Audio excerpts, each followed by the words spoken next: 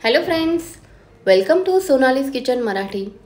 तर आज आपण बनवणार आहोत तोंडाची चव वाढवणारी मस्त झणझणीत लसणाची चटणी।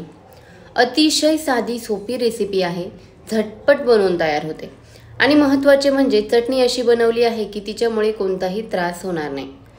तर रेसिपीला सुरुवात करण्यापूर्वी चॅनलवर नवीन असाल तर सोनालीज किचन मराठी चॅनलला सबस्क्राइब करा आणि फॉलो करा। तसेच रेसिपी आवडल्यास लाईक, शेअर आणि कमेंट करायला विसरू नका। तर लसणाची चटणी बनवण्यासाठी आपण येथे 10-12 लाल मिरच्या घेतल्या आहेत। तसेच 20-25 लसूण पाकळ्या आहेत, म्हणजेच 2 कांडी लसूण आहे। अर्धा वाटीला थोडेसे कमी शेंगदाणे आहेत, चवीनुसार मीठ आणि अर्धा चमचा जिरे घेतलेले आहेत। तर आता गॅस ऑन करून गॅसवर कढई ठेवायची। कढई गरम झाली की कढईत लाल मिरच्या घालायच्या। मिरच्या वातड झालेल्या असतात त्यामुळे त्या गरम करून घ्यायच्या आहेत। गरम म्हटल्यापेक्षा अगदी हलक्या भाजूनच घ्यायच्या आहेत, कारण त्यामुळे काय होईल की त्या कडक तर होतीलच, परंतु मिरच्यांमुळे त्रास होणार नाही, पोट बिघडणार नाही। तर मिरच्या अगदी थोड्याशा भाजून झाल्या की एका प्लेटमध्ये काढून घ्यायच्या। मिरच्या काढून घेतल्या की कढईत जिरे घालायचे आणि जिरे सुद्धा हलके भाजून घ्यायचे आणि प्लेटमध्ये मिरच्यांवरच काढून घ्यायचे। जिरे भाजून झाले की आता शेंगदाणे सुद्धा छान खरपूस भाजून घ्यायची आहे, म्हणजे चटणी छान खरपूस लागते। तसेच शेंगदाण्यामुळे चटणी जास्त तिखट होत नाही आणि चटणी खाल्ल्यामुळे चटणीचा पोटाला काही त्रास होत नाही। तर शेंगदाणे सुद्धा त्याच ताटात काढून घ्यायचे आणि आता कढईत लसूण घालून लसूणही थोडासा भाजून घ्यायचा आणि तोही मिरच्यांवरच त्या ताटात काढून घ्यायचा आहे।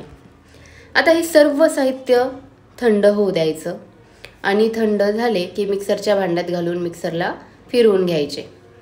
सोबतच मीठ सुद्धा घालायचे आहे। एकदा मिक्सरमध्ये फिरवून घेतले की गरजेप्रमाणे थोडंसं पाणी घालायचं आणि पुन्हा मिक्सरला फिरवून घ्यायचं। अगदी फाईन पेस्ट बनवायची आहे, छान व्यवस्थित अगदी बारीक, म्हणजे एकदम चिकन झालं पाहिजे।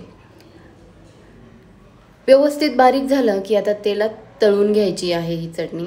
तर पुन्हा गॅस ऑन करायचा, कढई ठेवायची, कढईत तेल घालायचं, तेल छान गरम होऊ द्यायचं। तेल गरम झालं की त्यामध्ये चटणी घालून घ्यायची आणि थोडासा हिंग घालून छान परतून घ्यायचं आहे। चटणी जोपर्यंत तेल सोडत नाही तोपर्यंत चटणी परतून घ्यायची आहे। तर बघू शकता चटणी परतून झालेली आहे, चटणीने छान तेल सोडलेले आहे। चटणीमध्ये बिलकुल कुठल्याही साहित्याचा कच्चेपणा राहिलेला नाही आहे, त्यामुळे ही चटणी कितीही व कोणीही खाल्ली तरी तिचा त्रास होणार नाही आहे।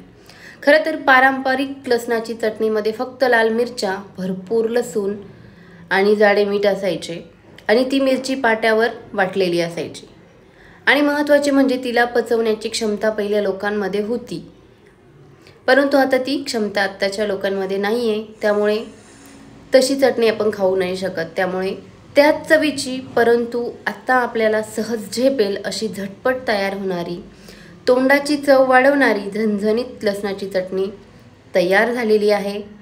आपण अशा पद्धतीने बनवली आहे, तर तुम्हीही नक्की ट्राय करा आणि लसणाच्या चटणीचा आनंद घ्या। चॅनलवर नवीन असाल तर सोनालीज किचन मराठी चॅनलला सबस्क्राइब करा। रेसिपी आवडल्यास लाईक, शेअर आणि कमेंट करायला विसरू नका। तर पुन्हा भेटू अशाच नवीन रेसिपीसोबत। तोपर्यंत मस्त खा आणि स्वस्थ राहा। Thanks for watching.